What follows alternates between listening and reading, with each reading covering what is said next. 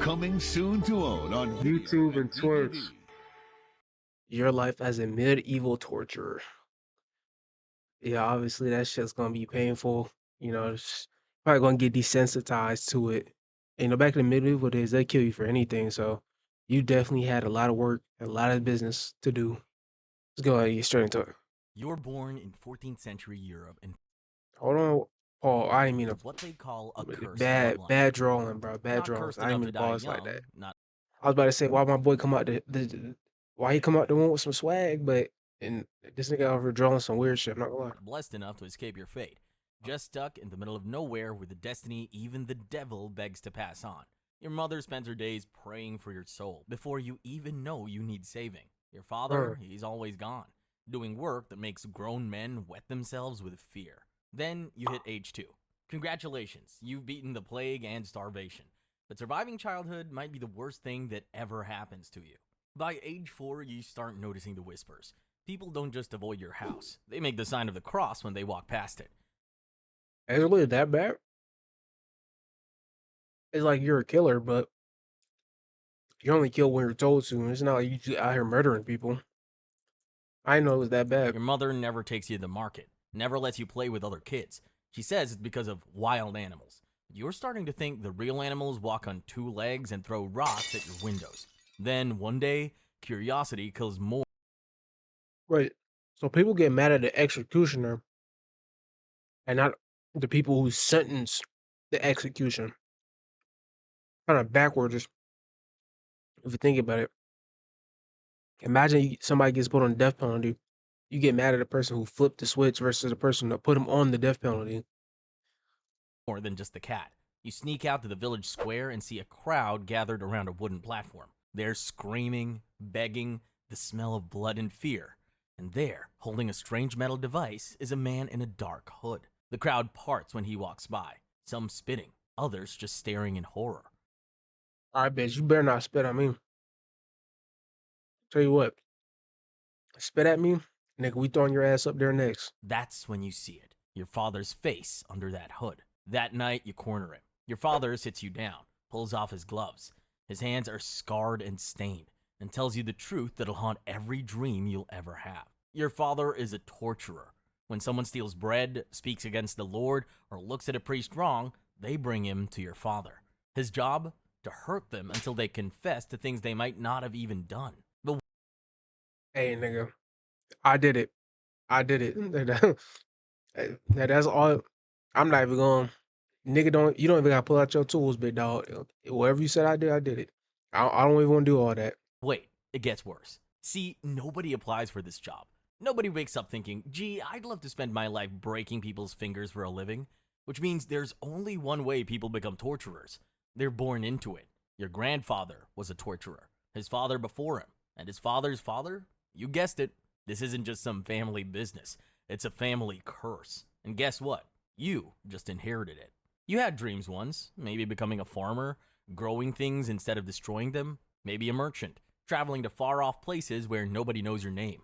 Maybe even a priest, saving souls instead of damning your own. But none of that matters now. The city won't let you do anything else. They You're don't put you in that marked, field. branded, cursed from birth They mark you on the ass. Come on, bro. It's like niggas just find any way to get to that butt. to follow in daddy's bloody footsteps. Age 8, training begins. And by training, I mean learning how to clean up after human suffering. You start by sharpening the tools. Pliers for pulling teeth, screws for crushing thumbs, ropes for the strappado. Each tool has a purpose. Each purpose involves screaming. Before you can touch human flesh, your father tosses you a pile of animal bones. Pig femurs, goat ribs, cow skulls. Break them clean, he commands. Understand how muscles, sinew, and bone react under strain. You spend weeks cracking livestock remains, learning the precise pressure needed to shatter without killing. The stench of rotting meat clings to your clothes as you master this grotesque craft on dead animals first. You learn to oil the rack so it doesn't squeak when it stretches people apart. You clean blood off stone floors. I can only imagine how painful getting stretched apart like this actually is. Learn to oil the rack so it doesn't squeak when it stretches people apart. You clean blood off stone floors until your hands are raw, scrubbing with buckets of vinegar. The only thing that cuts through the overwhelming reek of sweat, feces, blood, and decomposing flesh that clings to dungeon stones. The acidic smell burns your nostrils, but it's better than the alternative stench of human despair. The smell never leaves your clothes. Iron, blood, fear, sweat, and something else you can't name but makes your stomach turn. Your mother tries Guilt. washing your clothes 3 times, but that smell? It's not coming out, ever. Month 9, your father decides you're ready to watch. A man is brought in, accused of stealing grain during harvest. He's crying, begging, swearing on his mother's grave that he's innocent. Your father doesn't care. Innocent or guilty, your father's job is to make the man confess. That's what I did it, big dog. Whatever you said, I did it. the law wants, a confession. Your father starts with the thumb screws, small metal devices that look harmless until they start crushing bone.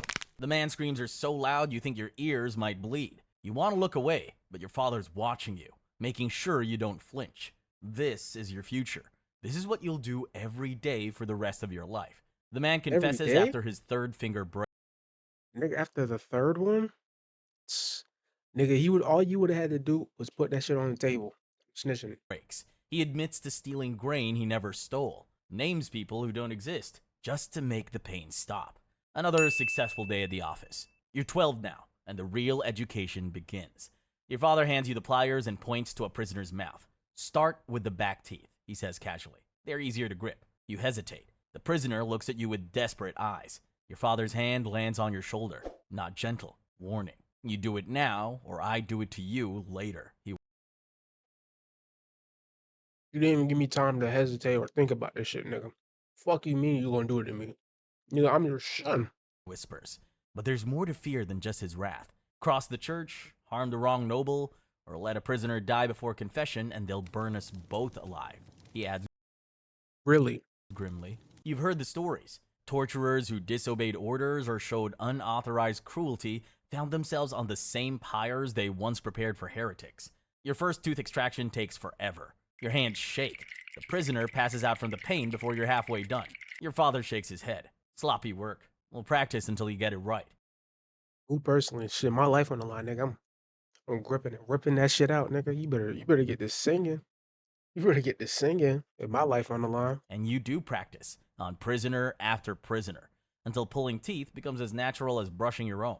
Age 15 brings anatomy lessons. You learn where to cut for maximum pain without killing, how long someone can hang before their shoulders pop out, how many turns of the rack it takes to make someone beg. You discover that fear is often more effective than pain. Sometimes just showing someone the tools makes them talk. The human imagination fills in Me for real, nigga. I'm talking. all the terrible ideas you don't even have to mention. Your father introduces you to the Iron Maiden, a human-shaped metal sarcophagus bristling with inward-facing spikes. And see, we don't gotta take it there, big dog. Hey, whatever you want, I got it. Whatever you want me to tell you, I got it. Each spike pierces limbs, shoulders, thighs, never vital organs, he explains, demonstrating on a screaming victim. The art is in prolonged suffering, not swift death. You learn to operate it with surgical precision, knowing exactly which spikes to engage for different types of confessions. By 17, you're ready for the rack, the king of torture devices, a wooden frame that stretches people like clay. Listen to their breathing, your father explains. When it gets ragged, ease off. When they start talking, tighten more. Keep them right on the edge between confessing and dying. All right, are you edging them or torturing them? Your first solo lesson comes at 18. A woman accused of being a witch because her neighbor's cow died. You start gentle, just showing her the tools. See, I don't know if I could do this part. Like, it's one thing if it's a grown ass man, but like women, it's like and now this kind of fucked up, bro. But we couldn't just She put her in an denies interrogation room or something. Well, why she gotta be down here? everything. But before you can proceed, you're accused of showing unauthorized mercy. The church demands Damn, I would have been clapped just like that. proof of your divine sanction. You're forced to undergo trial by ordeal, plunging your hand into boiling oil to prove your methods are blessed by God. The searing agony reminds you that even torturers aren't above suspicion. When your wounds heal cleanly, you're deemed worthy to continue. Thumb screws, Oh yeah, this bitch is gonna die. This bitch is dead now. I'm sorry. Hey, you don't make me put my hands on hot oil. I'm sorry, all that empathy went out the window. Still denying. Then you hang her by her arms for an hour. Finally, you mention her children. Shame they had to be questioned too. Kids are Nigga, that would have been the first thing I brought up as soon as after my hands got boiled because of that empathy, nigga. All that shit going out the window. Everything on the table now. so fragile. She confesses within minutes, admits to flying on broomsticks, dancing with the devil, cursing crops. All lies, but effective lies. The crowd that watches her burn cheers your success. You feel sick. Years pass. You get good at your job. Disturbingly good. Your reputation spreads. They call you the Bone Breaker. You perfect Damn, Pops didn't even look like this. This nigga built. new techniques. Keep detailed notes like any craftsman. Subject lasted 47 minutes before confession. Recommend different approach next time. But success comes with a price. Nobody talks to you except to hire your services. Kids run when they see you coming. Even priests won't let you sit with normal people. You're necessary, but I can't sit with unwanted. normal people now? Useful, but unclean. You live alone at the edge of Wow. town. Your only companions are screams that echo in your head. You drink heavily, but alcohol doesn't wash away the memories. Women won't It just marry makes you, it worse. so you find companions. So how the hell our father get how the hell do you have a mother? How the hell you here? Companionship with someone as hated as you are. A brothel worker who understands what it's like to be society's necessary evil. 20 So we cuffed the prostitute. Oh no, we cuffed a prostitute. Oh, years of torture later, you're the most feared man in 3 counties. Your name makes criminals weep. You've extracted thousands of confessions, sent hundreds to their deaths. But comfort is relative when your job is inflicting misery. Every night brings nightmares, faces of people you've broken, voices begging for mercy you couldn't give. You wake up screaming more often than your victims did. Your wife gives birth to twin boys. For the first God bless both their souls. Nigga, they got 2 executioners right there. time in years, you feel hope. Maybe they can escape this life. But hope is Fuck luxury no. torturers can't afford. Your hands start shaking at 40. Years of gripping tools takes its toll.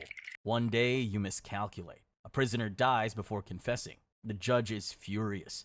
Your reputation takes a hit. More mistakes follow. Word spreads that the great bone breaker is losing his touch. That's all it took was one death.